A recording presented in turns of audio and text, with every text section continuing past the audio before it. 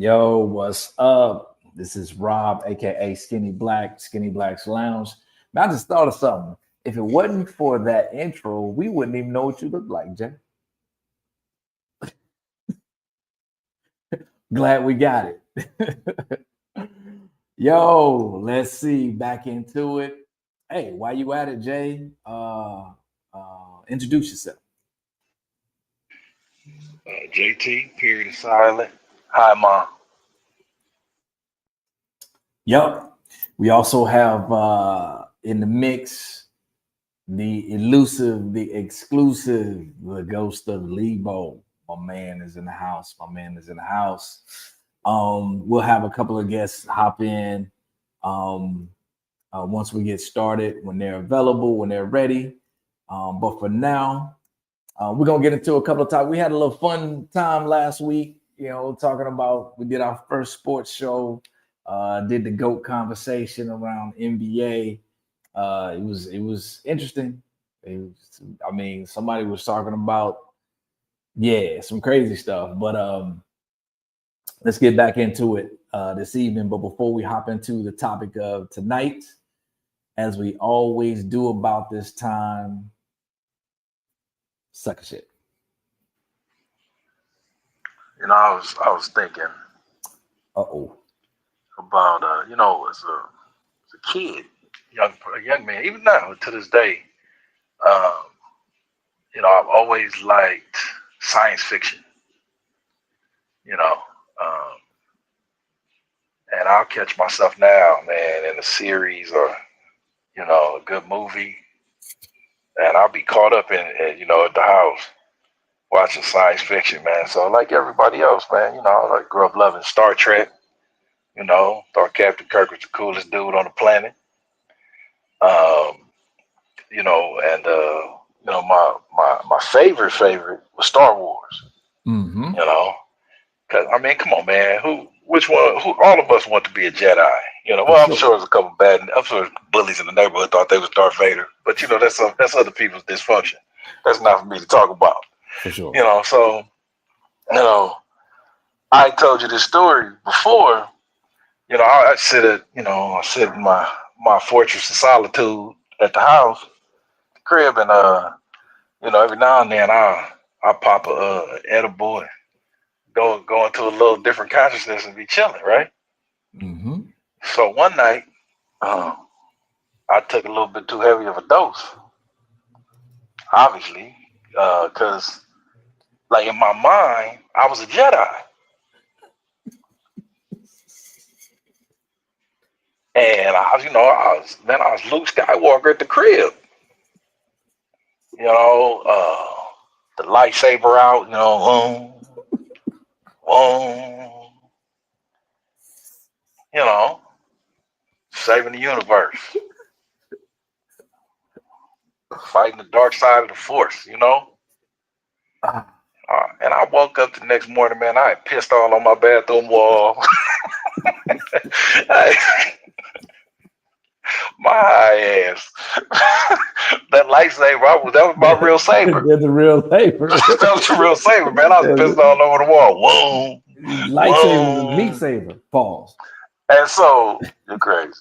And so upon reflection, I realized, man, sometimes you get, based on your perception, you think you in a fight and you just really pissing on your own situation.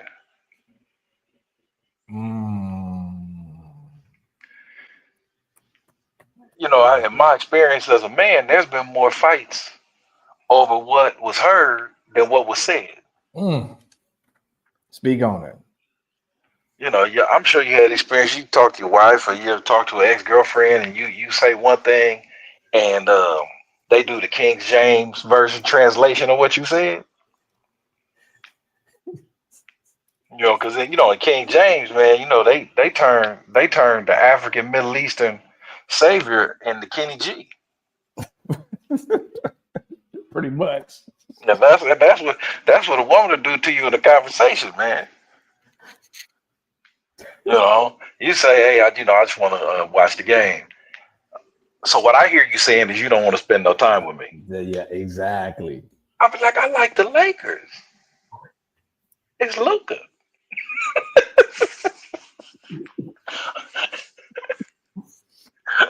So, you know, and so as a person that's learned how to navigate these minefields, this is how men stay quiet. Because a dirty little secret is, and I was telling this to somebody the other day, men don't handle women's emotions well, right? So what we do is we just avoid them altogether, which leads to a lack of communication. But when they mishear and you end up in an argument, they think they won because you've been quiet. But what they don't realize is they done pissed on the wall and messed up a relationship and an opportunity. Mm, mm, mm. And that's why you edible high Jedi niggas is on some sucker shit.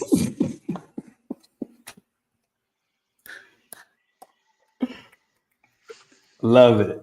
Love it. Love it. And, hey, another classic one. Jedi High.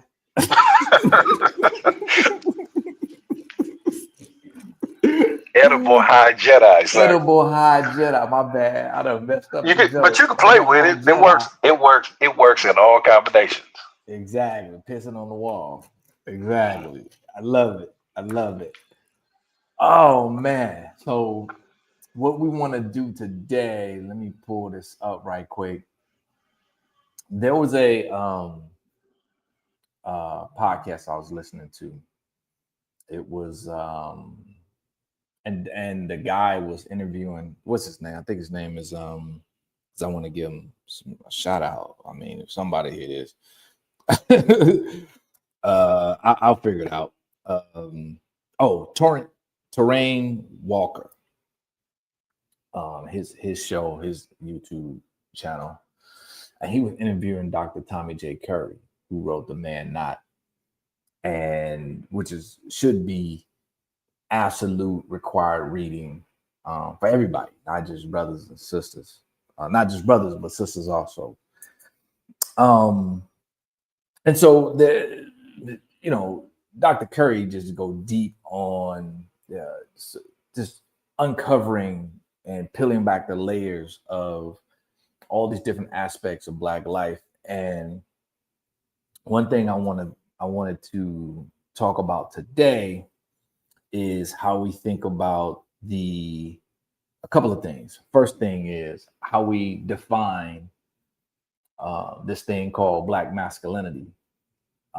We heard of toxic masculinity. I don't know what the opposite of that is. I don't know what the balanced part of that is because I never heard of toxic femininity. But I was having a conversation with a friend on yesterday actually, and we were just unpacking some of this Latino cat, and we were just talking about just some of the aspects around masculinity. He was talking about, when we talk about balance, people get it wrong when they start using these terms, masculinity, femininity, because when you think about warrior culture, especially when you talk about, and I use the samurai as an example, and the book, The Art of War with Sun Tzu, the samurai could shoot the bow and arrow.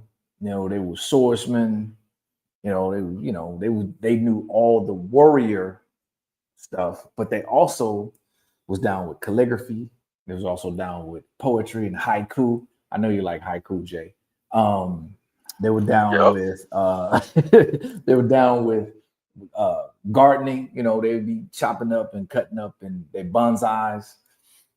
So these cats they had that balance, and some would say that's that feminine energy coming through, but it made them a whole complete person is what we were searching for. And even when you look at The Art of War with Sun Tzu, the part of the book, which is most of it really, where he's talking about negotiation, he's talking about strategy, he's talking about all these things to not fight, to not activate this aggression.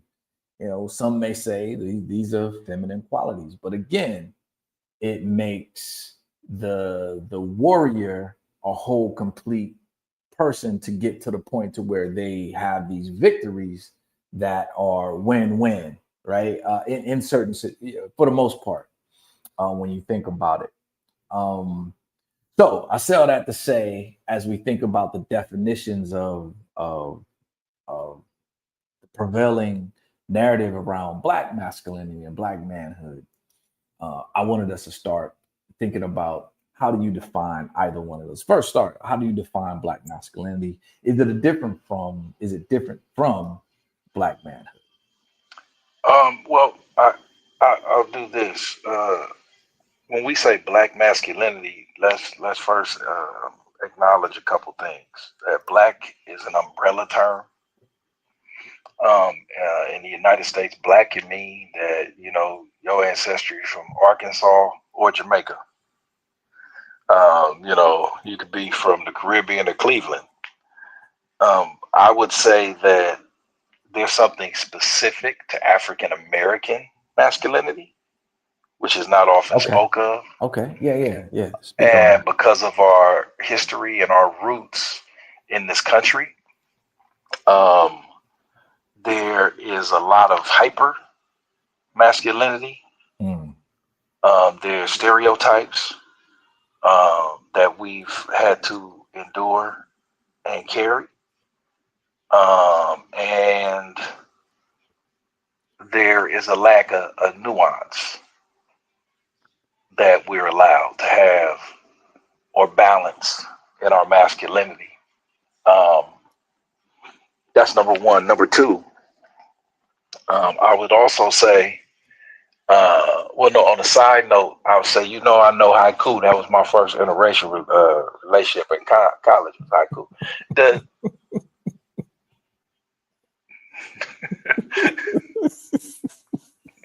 uh, It was short and sweet, though. hey, man, man, she wasn't my five too. Um, no, but the second part of it is that you mentioned the samurai and in their culture, because they were warriors. You can't be in a constant state of war or aggression. You have to have balance, and so you have to find things to balance yourself out, or to Yes. calm yourself, to have a different type of focus. So the focus of gardening, the focus of poetry, you're still perfecting something and being focused, but it is not aggression filled. So as men, we go out into the world and we fight and we struggle and we push, we lead, we do all the things that are necessary. We have to have spaces and places where we can refocus our energy into something else, Mm. whatever that is. I know men who love to cook. I'm one of them. Mm-hmm. Like, I put on some music and I cook, and I'm cool. Um, and I know some men that like to take long drives. Yep. Some people do it through music. Yep. Whatever it is, we have to have that balance. I and this the idea of that somehow makes you lacking as a man is silly. And I think that for the most part we're getting away from that. However, I will also submit this, and I would love to hear your thought on this. I Mm-hmm. think it's similar to a teacher or a professor, Hmm. Say or even more. a parent in this way. Mm-hmm. You can go from being strict as a professor and a teacher and then loosen up your classroom and everything's fine. Yeah. You cannot be the loose, quote unquote, fun teacher or professor and then Right. try to tighten up your classroom. Right. And what I mean by that is you need to train the warrior first before you train the poet. Because Agreed. poets aren't gonna fight, but Right. warriors will write poetry. I like that. Absolutely. And where we're twisted in this world is, in many ways, in our society, is that I've said this before. as men, but as African American men, and I'm going to make this distinction as African American men, and I'll speak on our culture because I don't know other folks' culture like that, and they can speak on theirs. But many of our women see men as dysfunctional women and not the men that we are. And so when we're seen as dysfunctional women, womanhood becomes the standard. Wow. And so the poetry is emphasized before the warrior, but they want you to be the warrior when the warrior is useful to them. Wow. And they are disappointed when that warrior can't come out.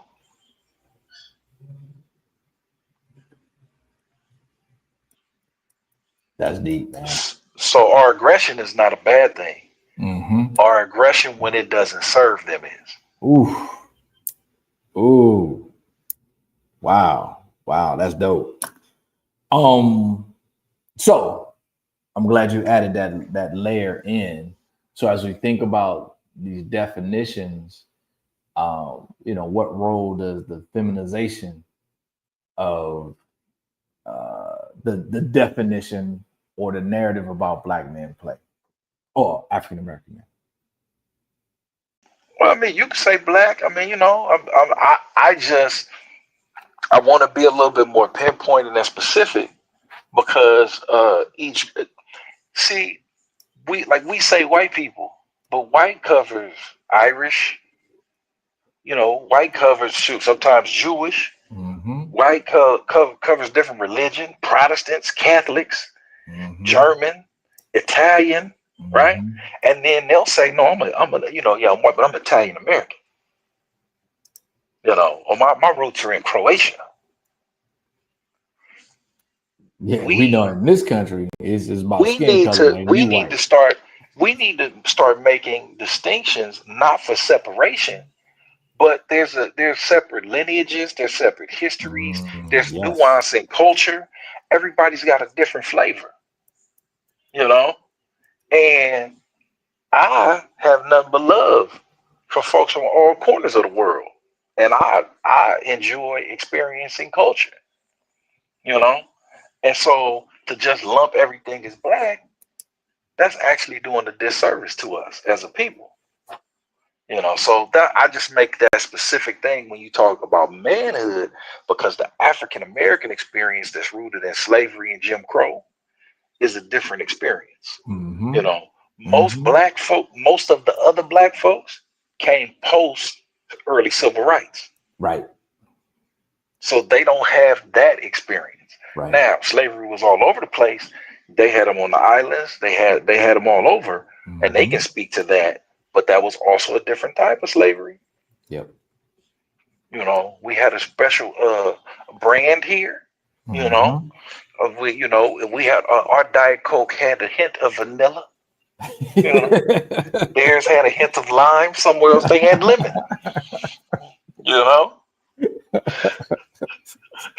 So recognize my Diet Vanilla Coke that I rock in my lineage. For sure. I love that.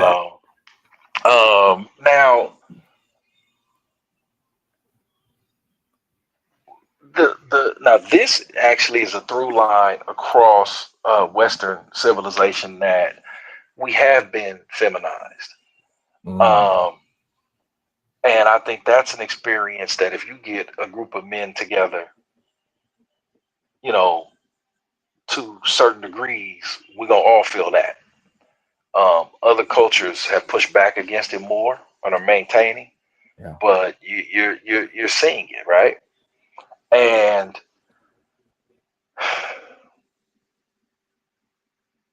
this idea,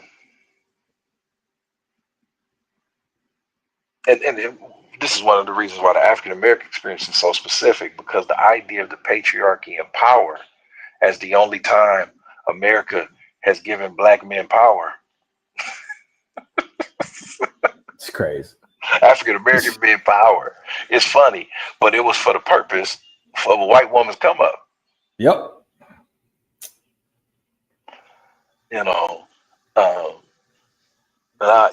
I upset some people, and I'm like, for example, I upset some people when I just try to explain things to people because they don't like the answer, Mm-hmm. they get mad as if it's your like it's your position, like you on the campaign trail. For example, I was having a conversation with a black woman, and she asked me what we was talking about DEI and this and that. She's like, "Why aren't black men saying more about it?" I said, "Well, because black men did the math on it, and we tired of fighting for stuff that don't benefit us." I'm saying Mm-hmm. in general, there's a group of black men. We eighth on the list. So what we fighting for eighth for? The Ocho. I was like, we was eighth on the regular list. So that ain't helping us. So we can just keep doing what we doing. Right. That's why when they eliminated DEI, you didn't see all them articles talking about, oh, black men losing their jobs right and left. It's because we didn't get them in the first place. So it wasn't nothing to lose. Man. So there's a new spirit that is rising in African American men, specifically, and black men in general. Um, what's in it for us? Mm-hmm. And also, I would also like to say, in terms of masculinity, the emphasis on hypermasculinity. When you really don't have power or an identity, you cling on to things. Mm. That's why somebody ready to rip your head off for stepping on their sneakers. Right. Because what else you have? That's it. You know, you have what is right in front of your nose and what is readily apparent. And somebody just stepped on all I got, And and I'm all I gonna go got, from 0 to 100. yeah, when you have a sense of self knowledge, when you have a future, when you have responsibilities, when you have a legacy, you give a damn about some sneakers. Right. So um, that was a long, long walk in the park, but because there's so much to it, and it's Mm-hmm. and it's Mm-hmm. layers to it. Mm-hmm. Um, but the last thing I'll say is I do not get to define womanhood or femininity, and women do not get to define manhood or masculinity. And one of the things that's been overcooking my grits for many years Yes. is women defining masculinity or manhood, but it's more oftentimes defined in terms of what serves them. How I Woo. stand and how I move as a man has nothing to do, or very little to do, with that woman. She may benefit how I walk in this world. If I choose to be a gentleman and that is part of my makeup, she'll benefit from me being a gentleman. But I'm not a gentleman because of her. Mm. I'm a gentleman because that's the way I walk through this world. I choose to Yes. be responsible. I choose to be courteous. That's how I walk in this world. I'm respectful. That's how I walk in this world. And you will get the benefit of it.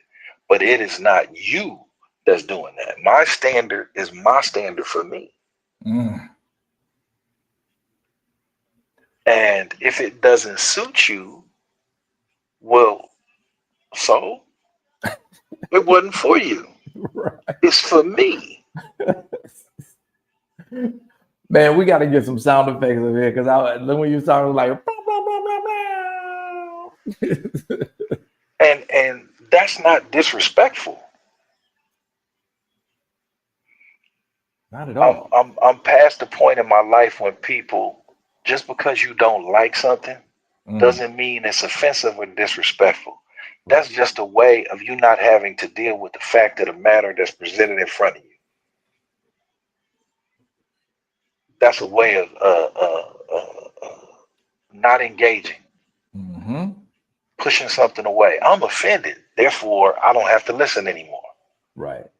I can just shut down. You know, Feelings over um, facts. and I'll let you go ahead. Because I was had 1.5 feet on the soapbox just there. 1.5. You was about to get off. Yeah, I'm saying, step my ass down. Let me do a dismount. Well, I thank you for that. That the answer was great and contextual and broad and had breadth and depth. Um, my next part of the conversation is about and I put a pin in the lineage piece too, because we got to come back to that.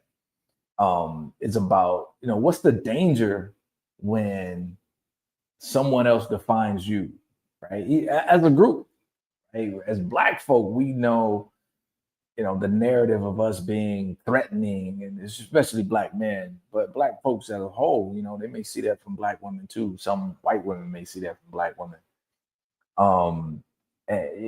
What's the danger of someone else defining who you are? So when we talk about feminization, and you put that layer on it, or we put the layer on it, and we saying, "Oh, you making this definition of Black manhood with this layer of feminization," what you end up with, now this may cause a little controversy, but it's the way I see it. What you end up with, you have people defining something that they don't know, they don't have experience for, and therefore they don't understand.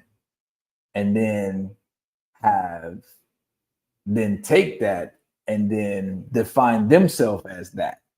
So stepping on toes today, maybe, but you can't be a non-Black man defining what Black manhood or Black masculinity is, and then claim it. Because what ends up happening is you claim all the caricatures of what you think it is, right? How many times you've seen females who claim Black masculinity, and they looking like all the stereotypical Black man stuff with the ball cap and the sag and stuff, and acting a certain way. I'm like, yo, that's not Black masculinity. That's not Black manhood. That's a caricature of what you see like through the funhouse mirrors. That's not us. And if you're not having a conversation with us and not really figuring out what that is, you can't possibly get that right. Speak on it. Well, I mean, first of all, if you're a woman and you dress like NWA's first album, that's on you. But don't call that Black masculinity. Right? Yeah, exactly. You just like to dress like that, right? Yeah, exactly. DJ Quick, look at that. That's cool. You want to dress like that's cool.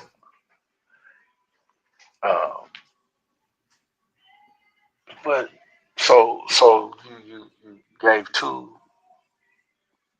scenarios. You gave the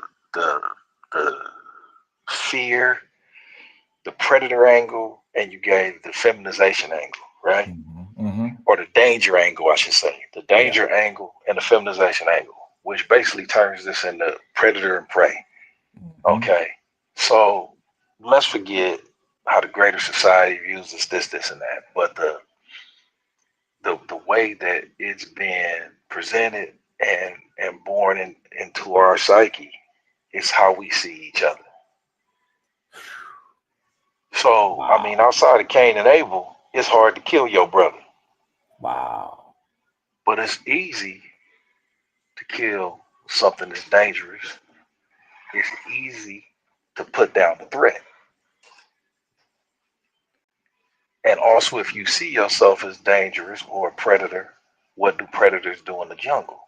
They go after prey. Mm-hmm. So if you don't see your brother and you see food, you eat. Wow. So both of those extremes are dangerous. Yep. And it's not productive. Yep. Yep. So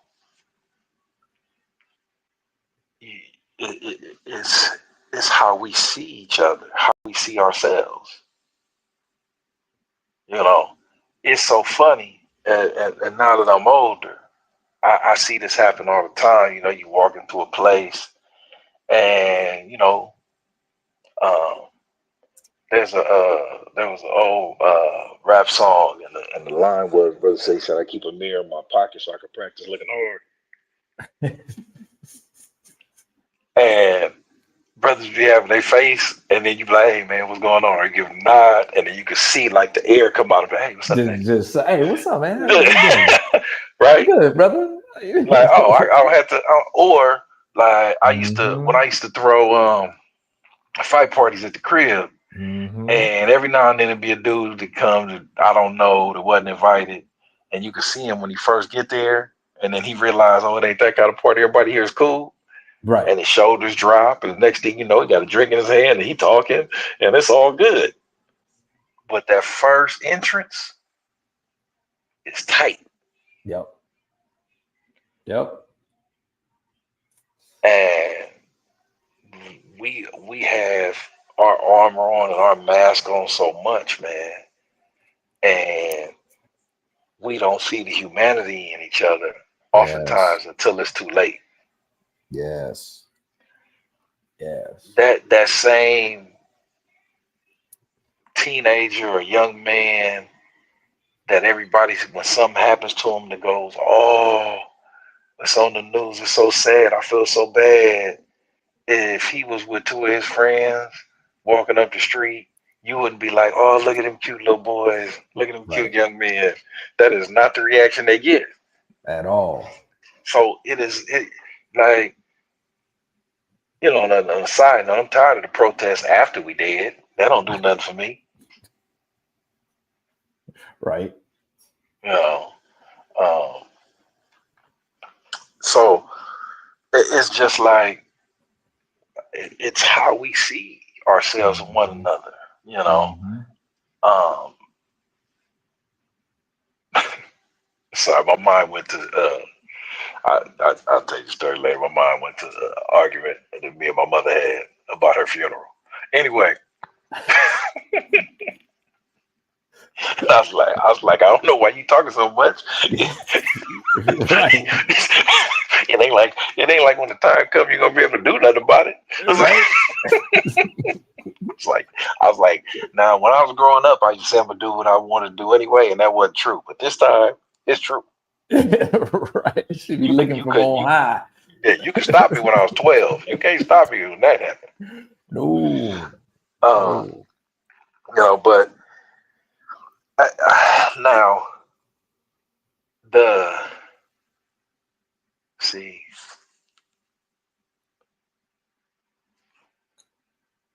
let me say this correctly, Okay. or as correctly as I possibly can.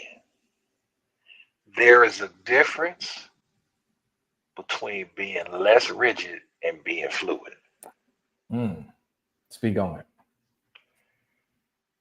The bounds and the shackles on African American masculinity need to be far less rigid, but they don't need to be fluid.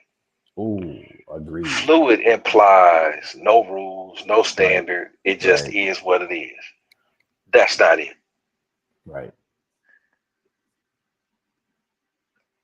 Because there are some standards of manhood, of masculinity. There's things that you have to, markers you have to hit in order to achieve these things. Mm-hmm.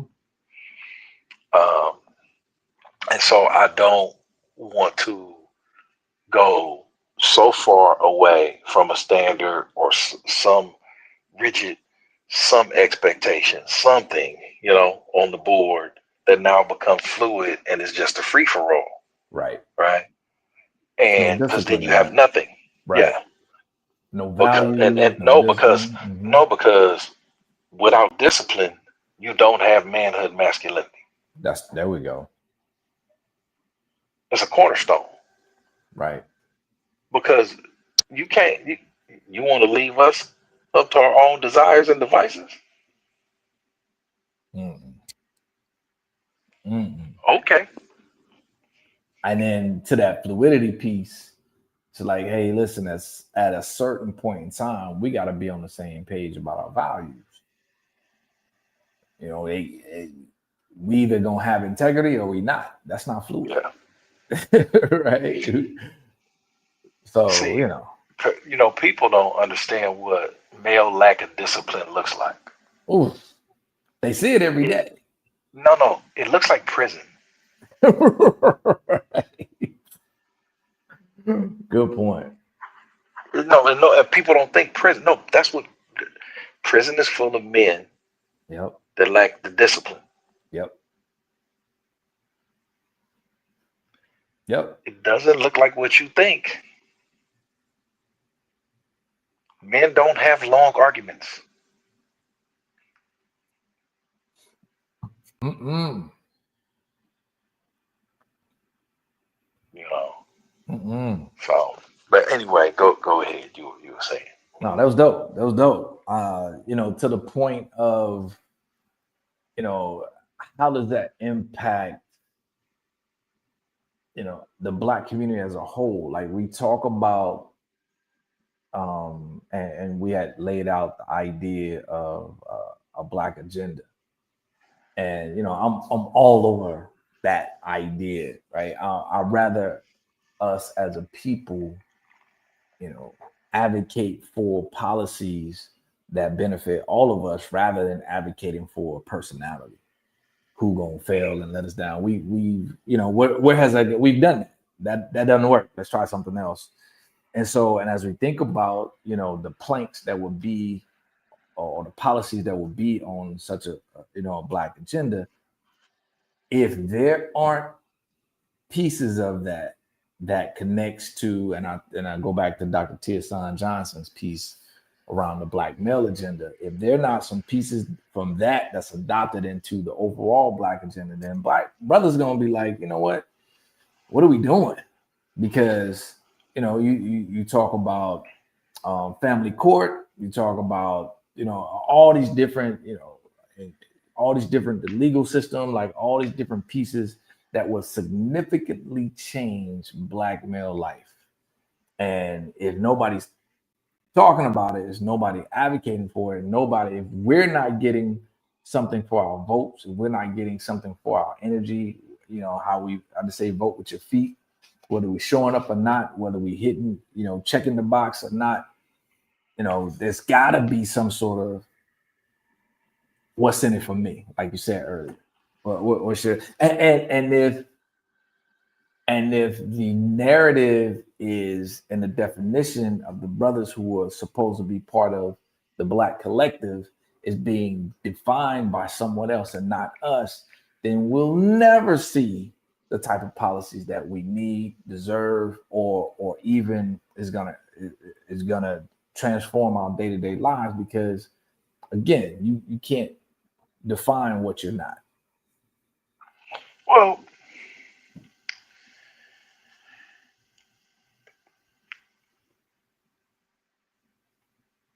like I was saying before, we're just now getting to the point of advocacy for ourselves.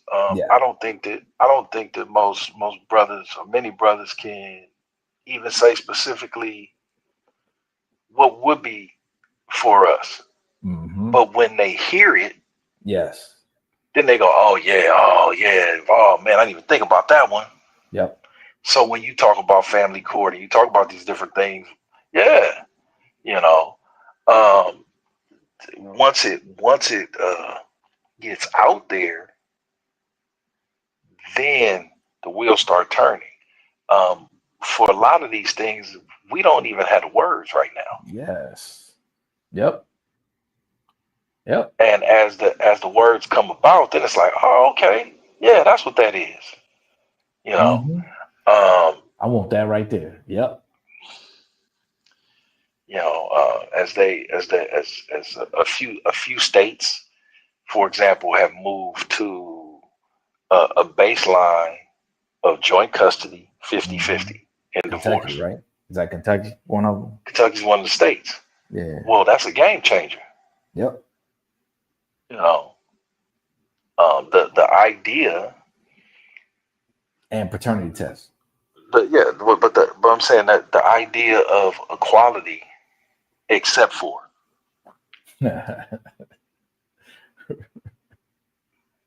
well, if we value both the masculine and the feminine, we are both as equally important in parenting. We are Mhm. both as equally important in the day-to-day lives of our children. And if you have men that are more than willing to do that, then the baseline is 50-50 Mhm. because you are two sides of a coin. That's right. And I would think that women, if they were truly into equality and truly wanted men to be fathers, this would be celebrated. But damn it, let me tell you. Mm-mm-mm. No, sir, that's not happening. You would think, like one of our guys, like Red, his brother, one of his brother was heading up, was a principal at one of the all boys school right here in LA. And women killed that idea, pushed him Oh man. out. I mean, it was so anyway. So as I'm thinking about this whole the black agenda piece, the defining manhood and masculinity piece, and if because before there's going to be you and Brett on here, and what and you two have unique perspectives around this because not only are you fathers, you were single fathers. Um, and it played out differently for both of you. And I I was only that for a second, so I have enough experience to even speak on that like that. But the interesting thing is, but we all have to go through it. How do you convey or talk about what it means to be not only a black male? What does it mean to talk about masculinity to your son as they're growing up? And in reflection, because all of our sons are young men, what are the things that turned out well, and what are the things that still need some work or we could have done differently? Well, first of all, shout out to Brett. Um, you know, um, hey, I will be seeing him in a couple days. Yep. Anyway, Brett holds the he is the one of one. He's the only man that I've ever met on a college campus that was drinking a bottle of Boone's Farm when I met him. That's the one on one. That's the one on one because it was the middle of the daytime. It wasn't like at a party or something. It was the middle of the daytime, and he had some Boone's Farm in a brown paper bag. That's my dog. Hey, not knowing he can get kicked out of school. Not knowing he get. I was like, hey, player. I don't know you know this, but I want to read Yeah, up on the rules. that's illegal, bro. I was like, not even the crazy white dudes are doing that move. Put it in a water bottle, man. So this is what I'll say in terms of fatherhood. The fatherhood piece is I'm now at the point where I've been a father for more years than I have not been a father. Mm-hmm. This Mm-hmm. is the best I've ever been at it, but that's because I'm coming up on, I am 3 weeks away from having 29 years of 29. experience. Mm-hmm. And my children are 10 years apart. My son is the oldest, my daughter is the baby. She got a very different father than he got. And I would Absolutely. say she got a better father than he got. And I told him that, and No he doubt. agreed. He said, "You get no fight from me, homie." Um, Sound like Marcus. so yeah, so in many ways, um, me and my son grew up together. Mm-hmm. The the mistake I think that we make as parents is not admitting that we're learning too, that we don't have it all figured out. To point out, hey, um, hey, I made a mistake right there. Mm-hmm. My bad. Let's talk about this. Mm-hmm. To give grace, to be honest. Right. You want an honest relationship with your children, but you lie to them all the time. Mm. You lie to yourself all the time. Mm. It, it's incongruent. It doesn't make sense. Right. It's not logical. You know. Um, Mythological niggas is comical. hey man, so the mistakes that I made as a father, we don't have that kind of time. But I'll summarize some of my made mistakes of immaturity. I was too rigid at times. Um, I believe that a father should provide structure, but there has to be room, right? Mm-hmm. You can't be too rigid. Um, Sometimes I was too harsh, Mm. and I should have given more grace in certain situations. Yeah. Um, this wasn't a mistake. This was just this is just being honest. You don't know what you don't know. Real talk. And when you know, then you adjust. The mistake is to get new information and not use it. Mm. Yes. Yes. But here's I'm gonna point something out to you. Here's what I think ends up being a function uh, of that black masculinity. The first question was, what did you do well? Right? But then, you know, the dope part is the accountability and the mea culpas of, oh, this is what I could have done better. This is what I did wrong. This is what I misstep. Like, let's celebrate you. Where did you convey the tenets and the aspects and the values of manhood well? Okay. Well, the first thing is, what did I do well? I was present. There we go. Um, I was there. Mm-hmm. I'm a constant. You know. Um, the second thing is I'm supportive. As my kids, will say, Dad has our back no matter what. Right. That doesn't mean I'm going to agree with everything, but we can talk about it. Mm-hmm. Um, the third thing I did was there were rules, there is structure, you know, and I didn't turn it into 100 rules. We gonna handle the basics, Right. and because I don't need you to memorize this 1,000-page thing, you know. Um, like respect. Mm. That's a constant. We're gonna always show respect. Um, in the house, it was like, hey, common areas, they're going to be clean.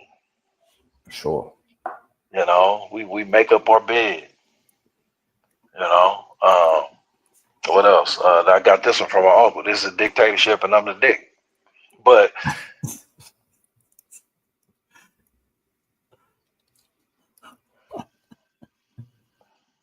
But there was rules and structure. So that I provided. From my daughter, I became a much better listener. Um, she has a need to talk things out.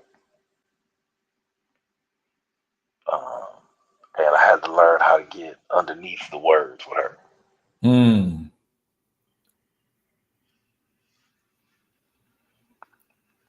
Um, More oftentimes than not, she knows the answer, but we just got to take our time to get to it. Right. She got to get she got to get it off. You know,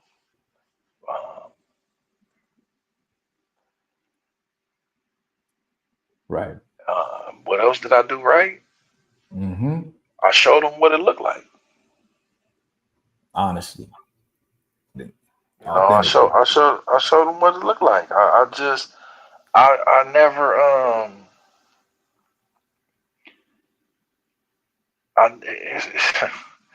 it's no guilt associated with being my kid, man. Like, I'm not guilting you into the gift. I'm not guilting you into the praise. I'm not guilting you into being around me. You know, it's like I do what I do. I love you.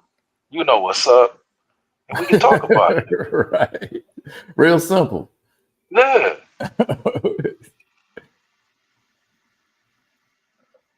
Real simple. like you need me. You know where I'm at.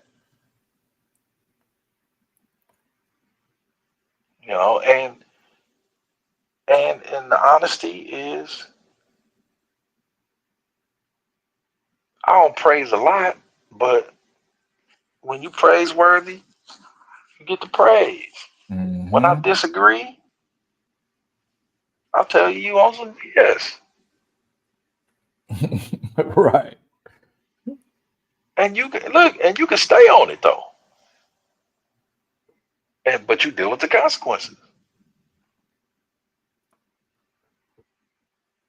Hey man, I think the main, you know, catalyst for that piece, that section right there was, man, there are gonna be some cats who watch this and be like, wow. Because there's no manual to this thing.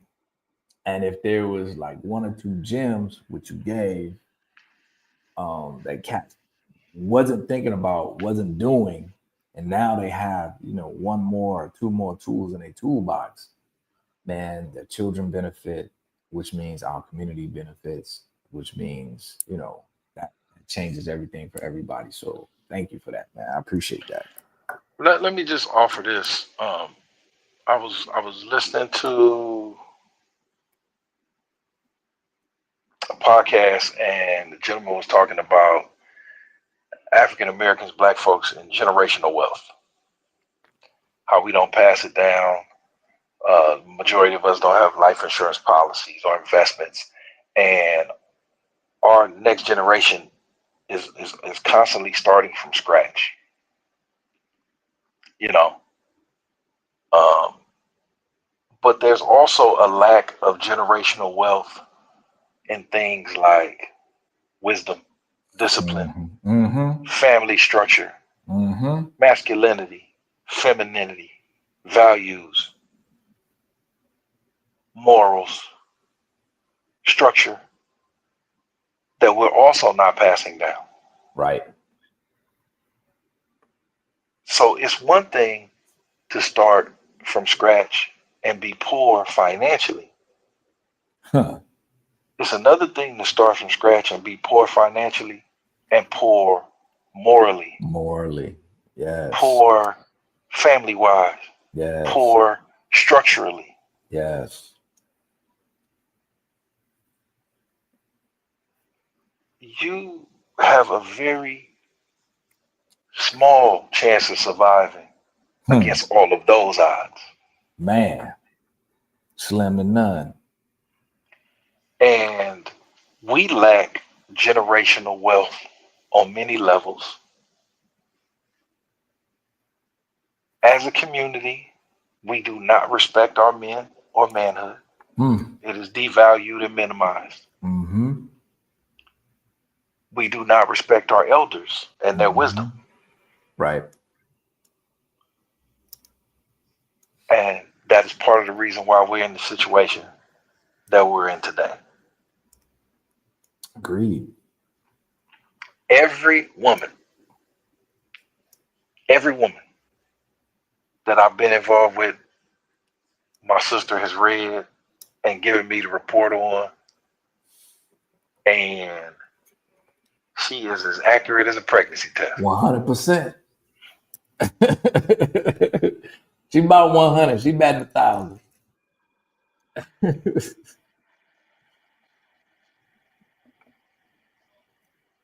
She, in turn, does not want me to meet guys she's involved with because she knows I'm accurate too, and she don't want to hear it. Mm-hmm.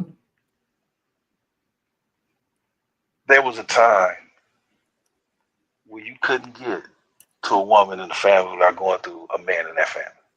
Right. And that stopped a lot of BS at the door. But that's when the men in that family were respected and their opinion was valued. Yeah.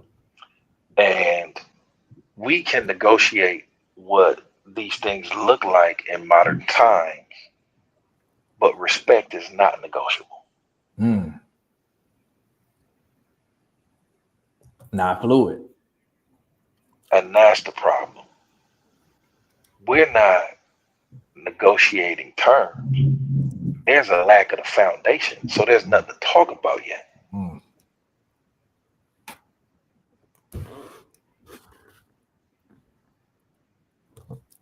Yo, we got welcome to the lounge.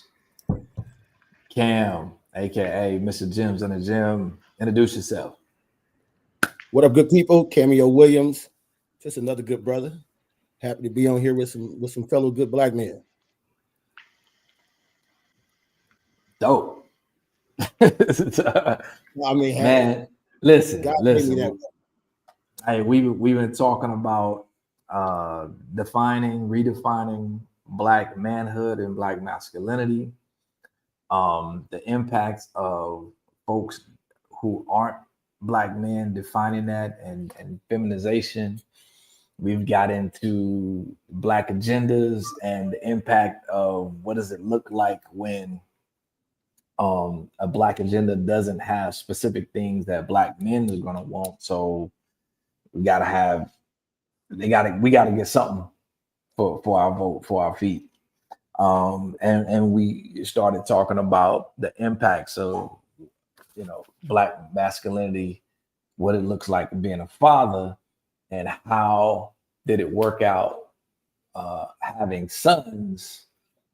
How did it work out to convey what Black masculinity, Black manhood is as they were growing up?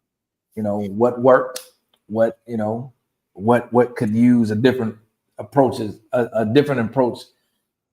for someone else. And so that's what we were. That's what Jay was just laying it out. And I was telling them that the great thing about it was that what he said was that there were going to be some folk who are going to watch this and be like, I didn't think of that, or I didn't know that. And now they'll have a couple of new tools in their own toolbox, and perhaps now their lineage, their legacy shifts, change, improves, their family situation improves. That son now is different for his family, his community, his neighborhood, and that becomes a ripple effect. So that's what we were. Anything you want to say on that before I get into this clip? That's a lot. First of all, but we've been on here for a minute. Obviously, I was handling fatherhood type things. Hey, there it is. When we say redefining as in evolving, or what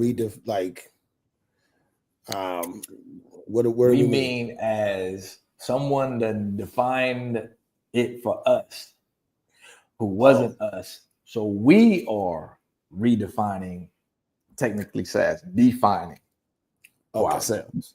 Okay, I got you. Okay, let's get into it. I'm there's some good. Hey, Cam, let me help you out a little bit, Cam, before he go to this clip that none of us are prepared for. Wait, what? You stupid. What are producers, man? What are producers? No. So for example, I said women feel very comfortable in our community defining manhood for us, but it typically falls under the category of some shit they want us to do for them. A real man does, and the next words out of her mouth is some shit she benefits from. Whereas opposed to how I walk on this planet as a man and my standards, you may benefit from, but it's not designed for you. It's designed for me. So the way that they want to design manhood is that like I'm a ATM that can fight. Right.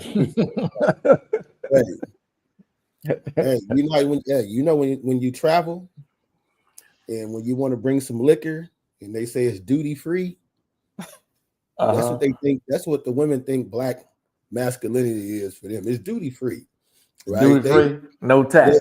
They just straight want the duty. Very, very interesting. But I definitely get where JT is coming from. Obviously, where you're coming from, Bobby. It makes me think of. I'm not even sure they believe that.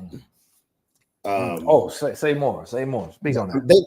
In fact, factually, I know they don't believe that. They believe it for their man or the man they want to use as a resource only. They don't believe that for their sons and their nephews and their cousins. They are not telling them. They are not telling. We know a gang of black men.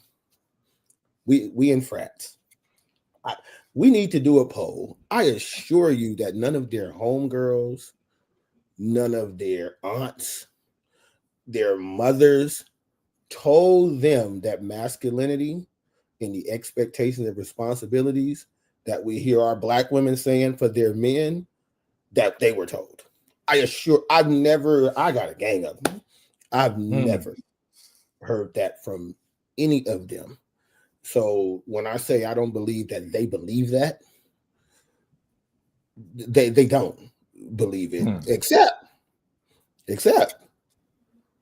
when they want to use it as a resource. That is it. What does that look like? What does that look like when they do that? It looks like duty. Oh, okay. That's exactly it. It looks like duty. And in fact, and I'm sure B has a clip that'll be different from this, but not to get us too far off, but I posted a clip. It speaks to how it definitely needs to be defined in terms of black man masculinity, because the women that are coming up now, here's the dichotomy of the situation. The women are not telling their sons. They're not telling their nephews. They're not telling they frat. That's crazy. They are telling their daughters. Because the young social media narrative is all about using. It is all about that man has to be a resource. So either they're just grabbing this out of thin air, or it's being taught to them, right? So let me not put words in their mouth. It's one or the other. They didn't just all of a sudden have an epiphany as a 21 to 30-year-old and say, you know what? They need to, basically it almost looks like they streetwalkers. That's how they present it. I mean, you heard the term, you can't, there's no way you can have a wet coochie and an empty purse. Man, listen. I didn't heard that. Listen, let me tell JT doesn't know this. Rob knows this. This may be the most viral clip that we get because I'm gonna share a personal experience, and as I begin to tell it, right, not to get us too far off, Rob, but as I begin to tell it, so at the time, I'm engaged. And for those who looked at me, if y'all want to roast me, I don't care. I'm gonna tell y'all to tell so we get the perspective. My fiance, beautiful woman. Women would say she's one of them boss chicks. But you agree, Rob? That's what they would have said. I would agree. Right? Well, I want to be clear. She's my fiance, right? This is not we in it. We're talking one day, and we had a few ups and downs. By the way, my income is cool, right? Because she's an entrepreneur. I'm cool. I'm making it happen in the house, whatever. One day we're talking, and she told me, it's a true story. She said, I'm not in the mood because your wallet doesn't match your sexual appetite. Wow. Do you remember that? I do. Hey, it hurt. Hey, it hurt again. So it hurted me. It hurt me to just share it. Right? Yeah, it hurt again to hear it. And I was like, I said, what? She repeated it. And then when she saw my expression as she was heading up the steps, then she kind of made a little chuckle, but it wasn't meant to be funny. And it never left me. It changed the whole dynamic of my prism of where I was and where we were and where we weren't as far as where our relationship was. And so when you say that, Rob, I have firsthand knowledge of that. In fact, JT, so you can tell your partners, later on, when I went out of town and came back, she had a car. Who got her the car, Rob? See if you remember. The ex got her car. She texted me and said, I just wanted to send you this before you have a hissy fit. But she had already got the car. You heard me right. JT is in silent. It's hard to get him silent. Right? It's hard to get him silent, Rob. No conversation. No, let me run this past you. No, what do you think? It was done. Yes. Before you got on, I said, and this is not something I'm proud of, we have the only community where the men are not respected. There's levels to it, and that doesn't mean there aren't women that don't respect men in our community. What I'm saying is the disrespect of our men is something that is pushed, many times celebrated and encouraged. That is just simple respect. I agree. That's it. Agreed. And don't try to fight back publicly, by the way, because the man will be shamed, right, and ridiculed. Yep. If you say, hey, what must have been, what were you doing? You know what I'm saying? Men that got whole social media intimidated, right? That you Hey Cam, I'm gonna put it to you like this. I remember having a conversation with my ex-wife, emphasis on ex. And I said, you gonna still throw bombs, but you just gonna be throwing them from the living room. You're gonna be throwing them motherfuckers from the street. X. Emphasis on it. I'm not sure I understand. Oh, damn. Even Siri know. Yeah, Siri jumped in like, hey. Siri, you know we don't know. All clear. We don't understand either, Siri. Let me rock this clip right quick. Hold on. Let's go. If I do, then I'm somehow less than a man. A lot of black men, they'll come into the office and they'll say something like, yeah, I had this problem. I was feeling really down. I just isolated myself for a little bit, put my head down, and just got to work. It's like, okay, well, who did you tell about your problems? Nah, nobody. Well, why didn't you tell anybody about your problems? I didn't want to be a burden. And then we will continue and we'll just keep reframing those thoughts so I can get an idea of what he means by being a burden.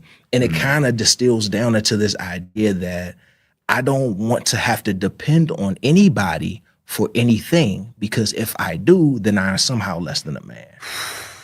And that doesn't work.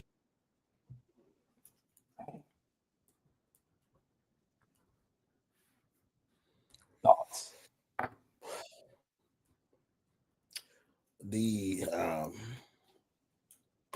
I mean, unfortunately, there's a whole lot of realness in that statement. At least for me, it was real, right? Obviously, I've gotten better. You know, I'm blessed to have people like, you know, Rob and JT and, you know, my boy Al and different people, therapy, where now I realize over the last few years, like, you know what? I'm not going to let these people beat me twice. So you beat me when I was in the relationship or just walking, whether that's familial or amorous, right? And I shrunk myself. We think we're making ourselves bigger because I just need to grind, put my head down and go acquire more. There's something in there. We feel like, you know, I'll just acquire more. I'll get a doper car. I'll do what, I'll get her a bigger house. I'll just keep acquiring things. But none of those things can fix what's broken, right? And we're the ones who are broken just by, we're human, right? Humans get broken. Men generally, but black men especially, get broken, and ain't nobody trying to come and put us back together. And we don't want to say, hey, man, I'm broken. Like, I'm hurting. You know, probably what was crazy is I love my lady. I think my lady's dope. Obviously, she wouldn't be my lady if I don't think she's dope. And earlier, before I hopped on, she came in and she's like, oh, let's put these Christmas things up real quick before you hop on. I said, oh, okay. So I'm getting to it. I know she's busy. I got some business stuff the next couple of days. And so I don't even play Christmas music, but she loves it, right? So I throw it on while we're doing whatever. And as we finished, it really got me emotional because I was thinking about my brother. And dude, I hear the tears from her. You know, she came in, I was like, shit. You know, like, I didn't even want to feel like I robbed her of this joyous familial moment versus me just being human, right? I shrunk myself to just deal with it. And I'm revealing that as like in real time right now. And I'm realizing it's not helping nobody. It ain't helping me. Right. It ain't gonna help us come closer, but there's that little bit of, what's she gonna say? What's my, like, really? Come on, like, what's up? Why you know? And I don't think any human being, right? As I tell Rob, I don't want to feel I'm a human being. Period. I'm not a human worker. Human doing. I'm not a human doer. You know what I mean? I'm a human being, and I should be afforded all that comes with that, right? From an emotional standpoint, whether I'm talking to men, whether I'm talking to my woman, because the one advantage, and that's a major one, that women have over us and other races of men, even though those men deal with it too, they're afforded the opportunity to be vulnerable. Right? They're afforded that opportunity to be vulnerable, not at the level of women, but they're still afforded that. And we're not. And it's incumbent upon us as we redefine or define masculinity to keep hammering at. It's important that you see me as a human being and not a human doer. And those that do not, you know what? The train for me as a black man, right? I'm going today, right now. I'm gonna call it the black locomotive going forward. That black train is moving. Of me being a human being. Right. You can get on the train. You cannot get on the train. But the train is moving. Right. Those that see me as a human being, come on the train. Stay for as long as you want. Right? Those who don't, you may see me as a human being between, I don't know, Slauson and Florence. Oh, crazy. Once we cross Florence, you're like, I'm cool. Okay, then you got to get off. You got to get on off because this is an infinite thing. It's going forever. And that's just kind of where I've evolved to now. Even having, and you're going to have moments where you may shrink yourself and bounce back. What'll help you to bounce back is having conversations like this, because I had a moment earlier, and now even as I'm speaking, I can feel myself like nigga, what was you doing? Like, just be you. Like, otherwise, they don't see it, and sometimes we don't see it. We're robbing the relationship too. Yeah. Like I want you to love me, but you don't even get to see the full me. Well, as Jay would say, well, I would say, the gap between expectation and reality is disappointment, right? So when you eliminate the expectation, you're not disappointed. And so, something that Jay would say, and I'll let him say it, is basically, hey man, you gotta do what you do. It's almost like the let them. Like you the Brene Brown piece.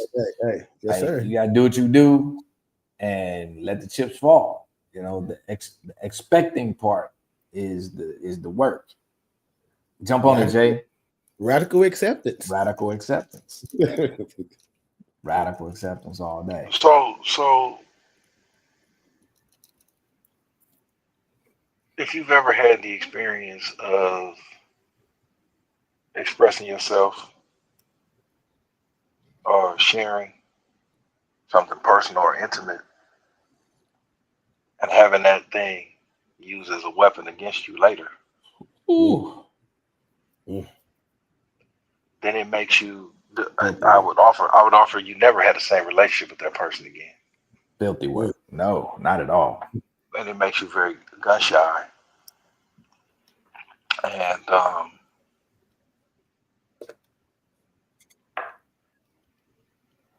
And they're as men, they're women we'll share a meal with, share a movie with, share a bed with, but won't share our emotions with.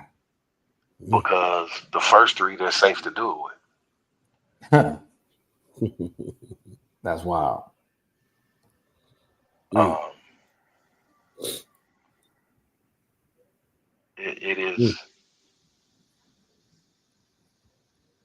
It is difficult to find a person that you could be that with.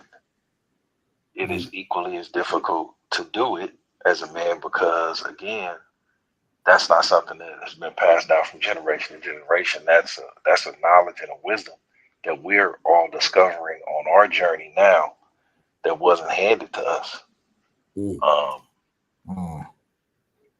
And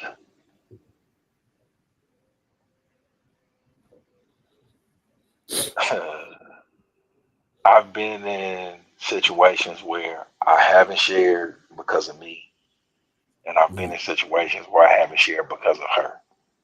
Right.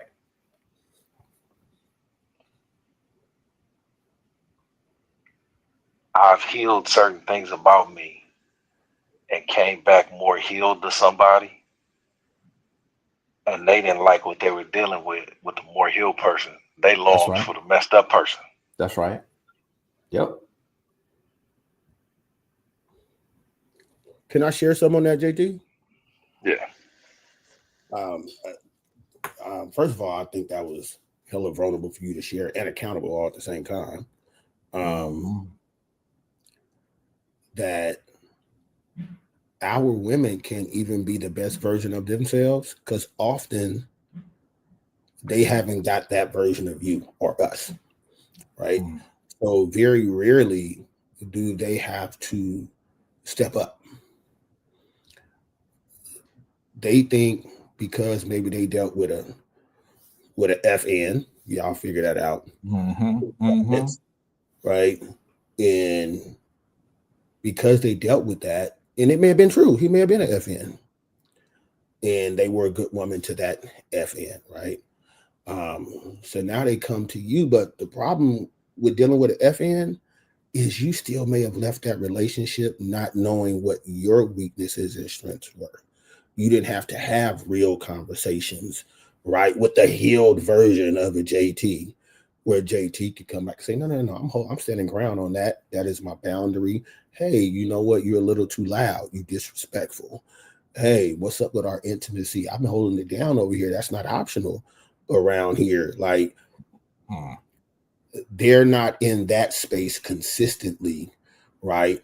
And they think because they came from the FN that they cool, because he's the one that screwed it up.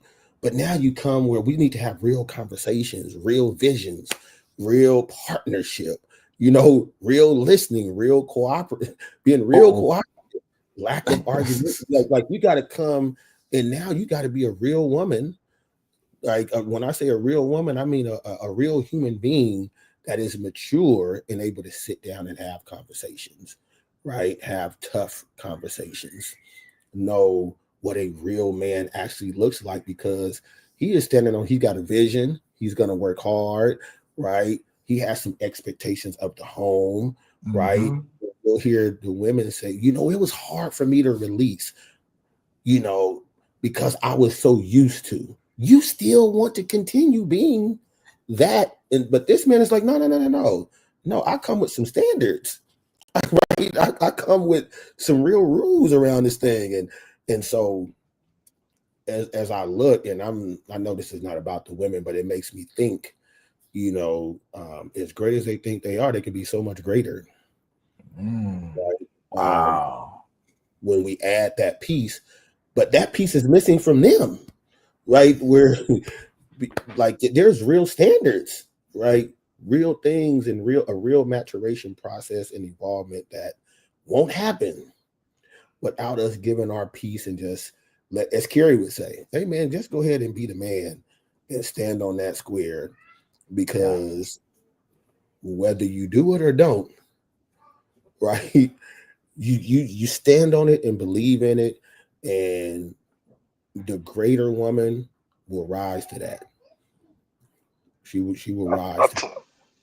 I said this yesterday or two. Yesterday I said this. Advice is only as good as the person that's receiving it. Yes. Yeah. I done gave some of the greatest Easter speeches in the world, and I was Denzel Washington talking to my son, and he looked back at me like, whatever, nigga. Yeah, you was Coach Boone, his mother. Man, I was like, what is pain? French bread? Like, nah, nigga. And so in that same vein, I could be the best communicator in the world and develop and grow. But if the woman that I'm with has deaf ears, bingo, and a closed mind and a closed heart, yep, it takes two of us. Communication is a two-way street. And so then it's on me. Wait a minute, hold up, let me finish. Then it's on me to say, okay, either this is someone with the potential and I got to lead and coach it up, or I got to lead myself out the door. Either way, I'm a lead. Right. I'm going to show my leadership ability. Coach yourself. I'm going to lead you. I'm going to lead myself.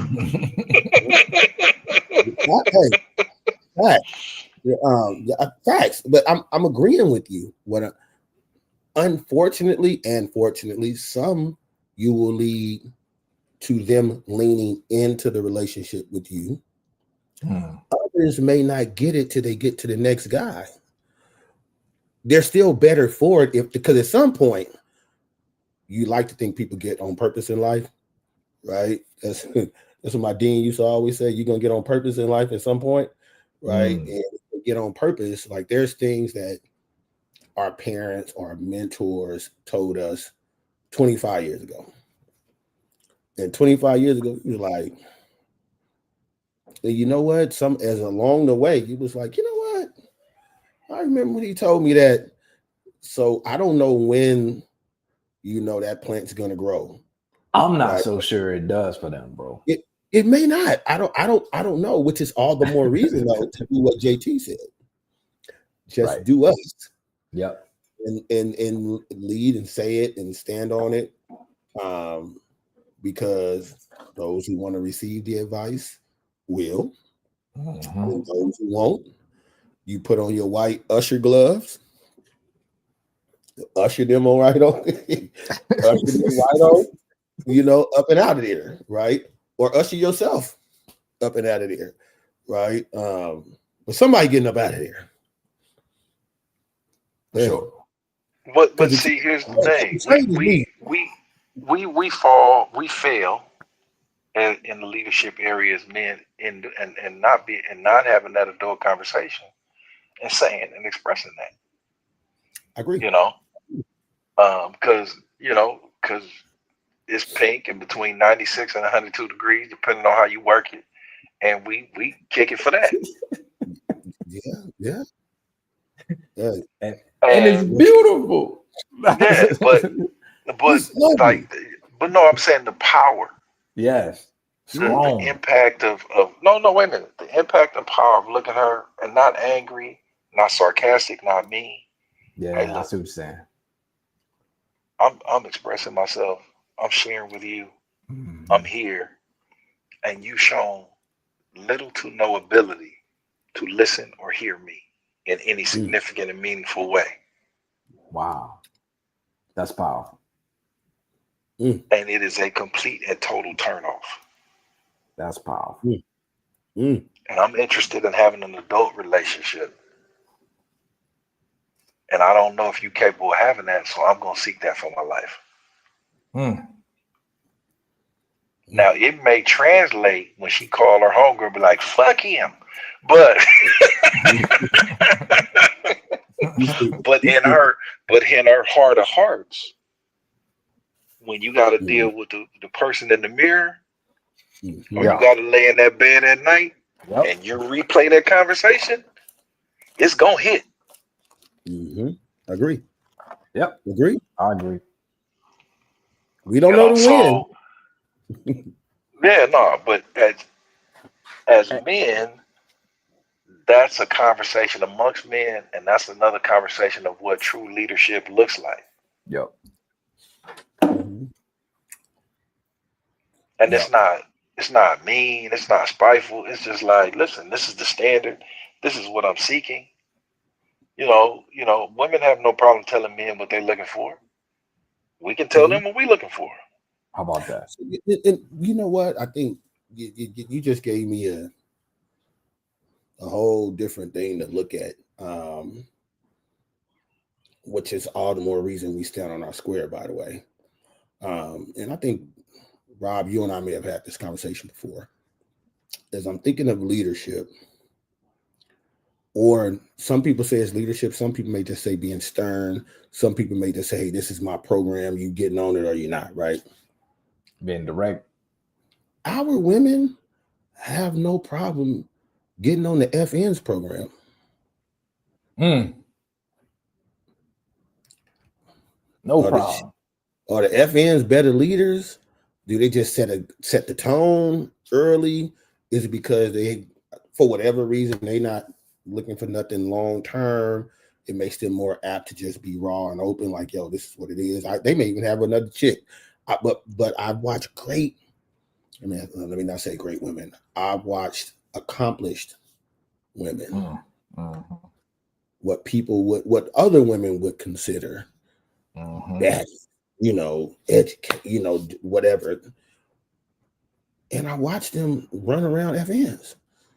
Like whatever that dude program was on, they was with it. And so it just makes me think of several things, but I'm thinking of effective leadership. I'm thinking of boundaries. I'm thinking of setting the tone, but I'm also thinking I'm gonna keep going back to it. The program's the program, division's division. I'm standing on my square of leadership because you're gonna do what you're gonna do, whether it's effective and you're not listening to the great advice, or I'm just being an FN and I told you what it is, and the program's the program. What, right? But I think it just goes back to us setting the tone. Because Cam, first, if Cam, FN can do it, why I can't do it? Cam, I've seen men open doors to get laid. I've Yes. seen men sing to get laid. I've seen men tap dance to get laid. I've seen men come out with a do-rag on their head like Tupac and fake like they're a thug to get laid. I've seen men buy cars to get laid. I've seen men play ball to get laid. I've seen men read poetry to get laid. None of those actions changed who those men were at their core. It was all performance. Mm. Similarly, what these women will do in those situations is that's just a performance, but they have not changed or been challenged at their core. I agree. When you with somebody that you think you're better than, you don't have to change because ultimately you're better than them. Look, don't go by that. Don't go by that too fast, JT. Run that last part back. Run you that gotta last sit part in back. that. You gotta sit in that When one. you're with a man, a woman's with a man, she knows she's better than him. I'm accomplished. He's not as accomplished. I'm smart. He's not as smart. So I'll perform this. But ultimately, I'm not challenged at my core. Mm-hmm. I don't really have to look in the mirror to be with him. And if I'm looking in the mirror, it is why am I with this person that's lesser than me? I could pull the plug in anytime. And That's nobody will an bat FN question. and nobody will bat an eye because what did you lose? Everybody will cheer you on the breakup. They cheer him on anyway. It's about time. It's about time you smartened up. Mm-hmm. I've been told you to leave him, girl. Yeah, so that's what I'm saying. It's like whatever. Mm. So I mean, they just playing with their food. Mm. Mm. Mm. That's a Well, bar right there. That's a bar.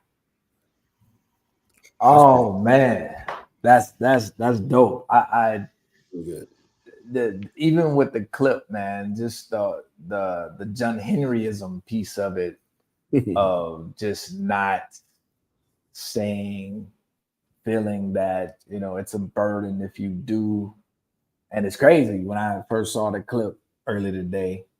Thought about you two cats. Mm. Y'all live that. You know what I'm saying? For the most part, y'all not gonna say nothing. You just gonna do what needs to be done and keep it pushing. You know what I mean?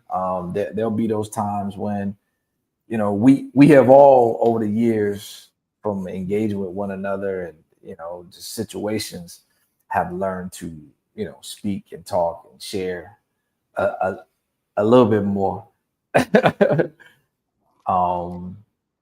But yeah, that what he was describing in the clip was spot on, I thought. And it's like, where did we learn that? What where did we figure out that was the way to be? Mm. And how do we heal enough to say that doesn't work for me? Mm. I know when I learned it, I've grown up just around all women, aside from my uncle. Yeah, just straight women, grandmother, great grandmother, aunt, mother. The best version of um, structure in Black masculinity I got was when I went to foster home, and he was old school, right? He was an old, he was a reverend, but he was the old, because they were older when they got us, Right. but he's pretty much the, not a lot of dialogue, you know what I Right. mean? Definitely in control of the home, though. He was in control of the home and provided for the home, but they didn't have a lot of interaction where you could see. It was an old school relationship, you know. Yeah, separate bed. Not separate bed, Okay. but she, like, I don't remember him doing anything domestic. I don't. Gotcha. He fished. He earned money. He put it there. She, hey, take it to him to his big rocking chair kind of deal. He read scripture on Sunday night, that type of thing, before he went to bed. But it was structured. I appreciate the structure. And that was short lived. But everything else was just chaotic.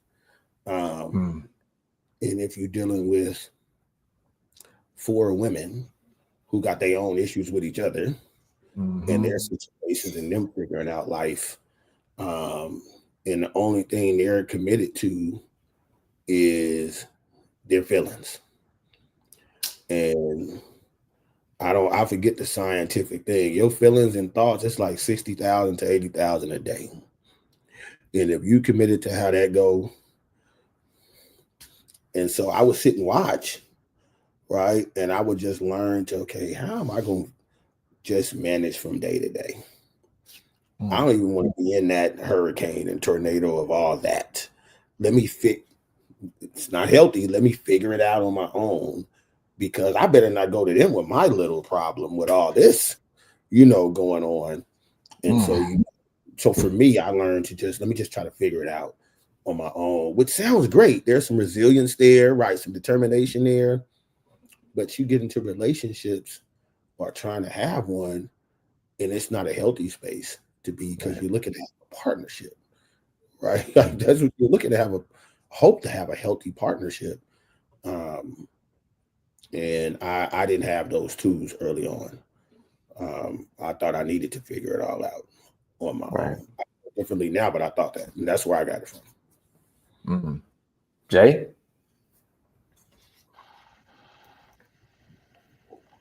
I didn't have any relationship goals growing up.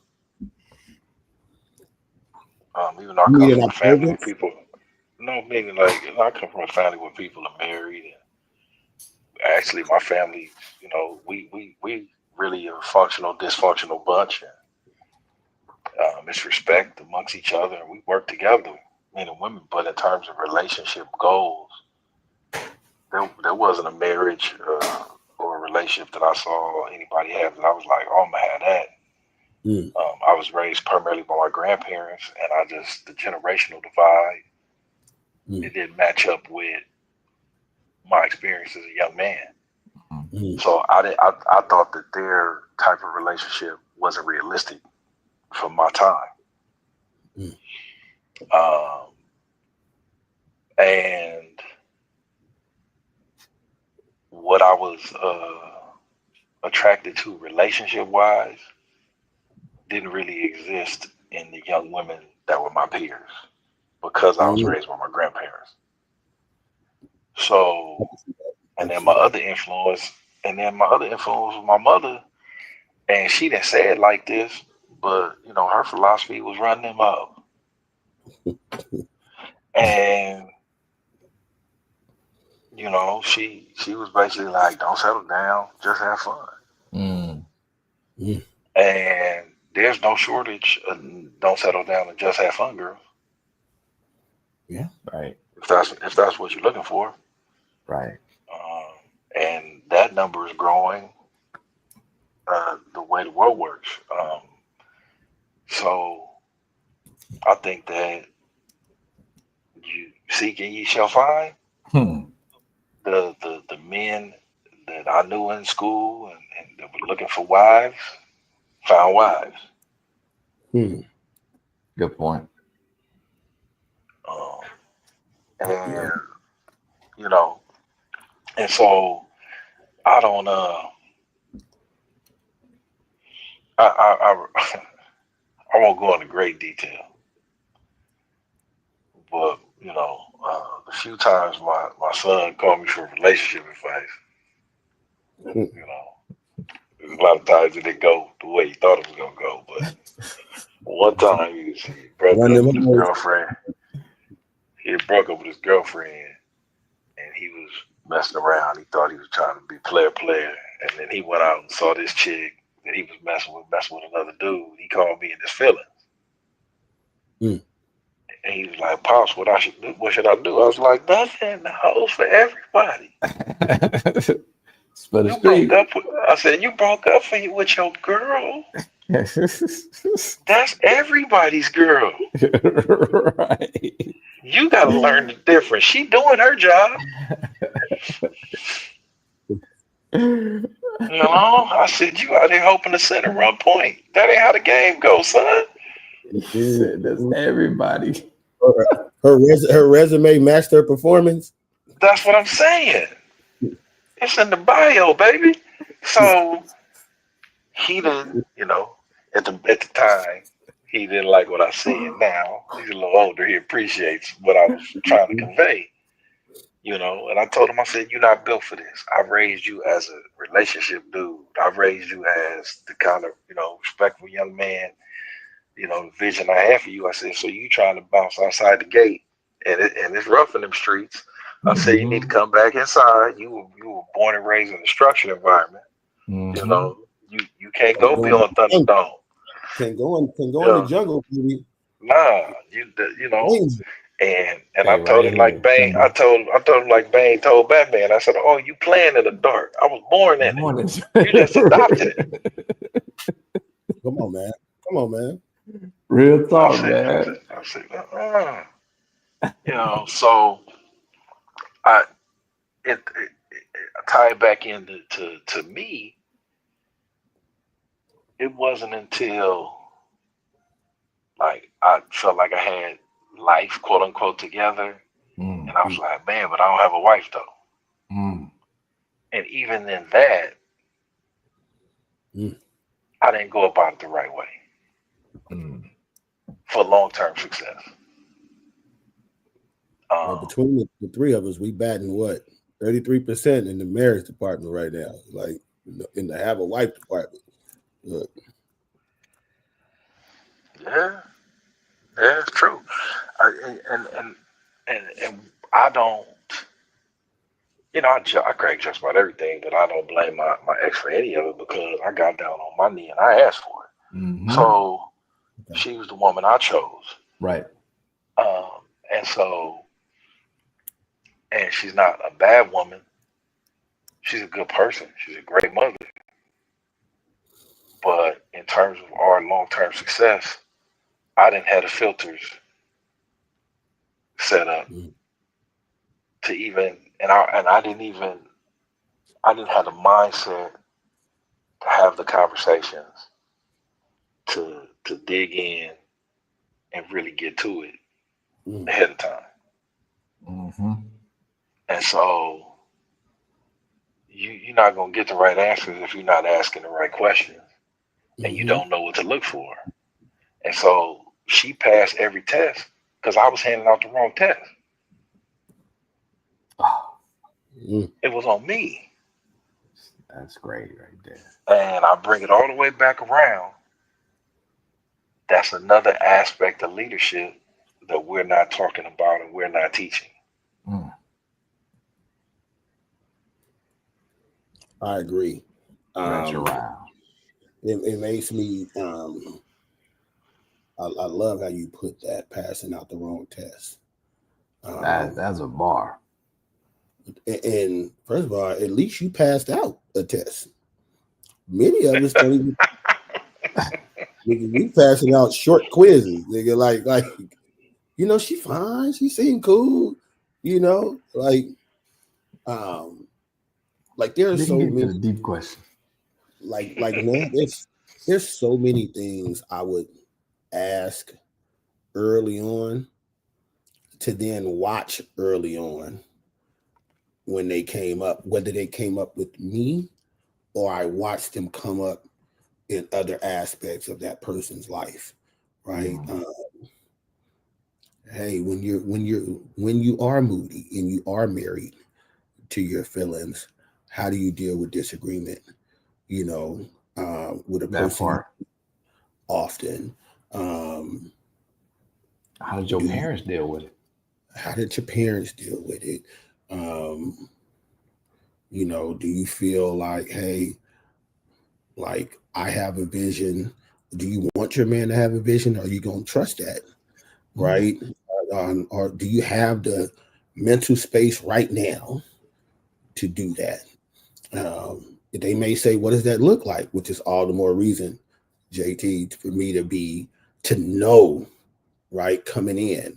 I've talked to you, I've talked to Rob, I've had an uncle, I've had a father, I've got some experience. Now, let me bring that test here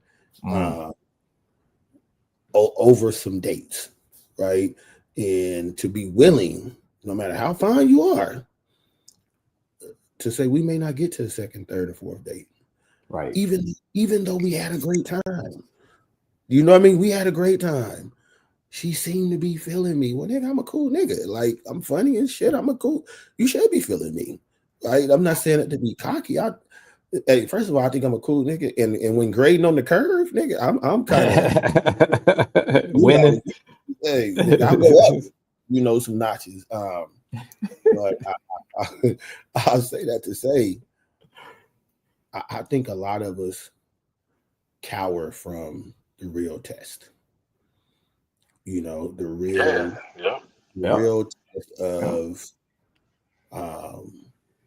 It's a macro question to say, hey, what are you looking for in a man in a relationship with you? Versus, and you're looking for in a man in a relationship. They all say the same. I just want to be nice. I want to be kind. As if you're then going to be nice and kind and understand. No, I'm talking in a relationship with you, right? Cam, let me give you a question that I ask now. Yes, sir. That I've asked. What's the most important part of a man's character to you? That's a great question. Because now we're not talking about job and status and money and experience and travel and bullshit. What's the most important part of a man's character to you? And I didn't ask that, because there's a couple fights, man. When I was married, I used to call my ex-wife Charlie because I knew I was in Vietnam.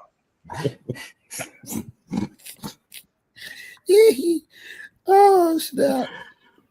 I was like, I know she got some Agent Orange in the bathroom. She about to come out from that tunnel, tear my ass up. No, but it's so at this point, not only for me, but now my son's engaged, is to pass on this generational wealth that I can give him.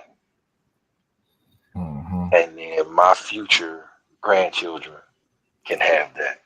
So my bloodline isn't starting at zero. So that I had a very long conversation yesterday about, and I'm also having these conversations with my daughter about how to vet men and make his character the most important thing. What does he stand on? What's his morality? What are his principles? What's his foundational guiding principles? If you know that, you're good. He'll figure out everything else to make sure his family works. But I don't care if he's pre-med and tall and smart. If he doesn't have any grounding foundational principles, you'll be just another notch on the belt and the next thing on his resume. Yep. And so this is where I'm at in that. And one of the callings on my life is fatherhood, and it's the most important thing I've done in this life, and it's greater than me. I love that. So I pass it on. as you said that, I literally wrote something down. I think I texted to you, but I don't even know if you got it. You said because you got some experience, JT, right? You got some experience. Now we got experience, right? And what we passing down, I'm gonna call it the rip. R.I.P. R.I.P. SBL Lounge. Listen, Cam's Corner. R.I.P. relationship intellectual property. What have I acquired in all these relationships that I've learned? Right? Things that are effective, things that can veer left.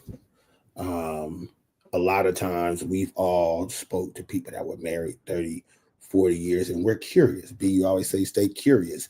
You know, we like to ask them, man, what is it? I mean, what did y'all? They're given some relationship intellectual property, right? I think part of our masculinity as men is, you know what, son?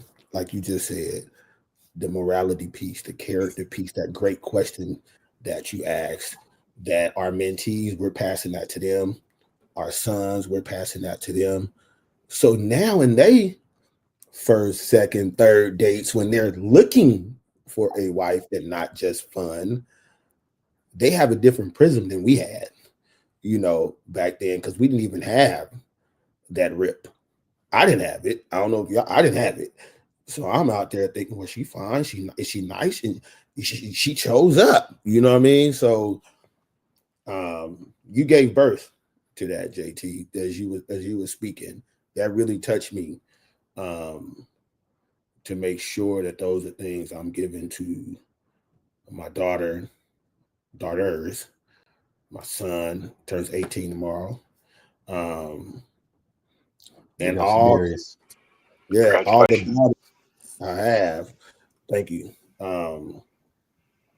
That we can shift some of the narrative, right? We can shift that as we're defining our masculinity. It's incumbent upon us, because for years we've primarily only had the female voice, right?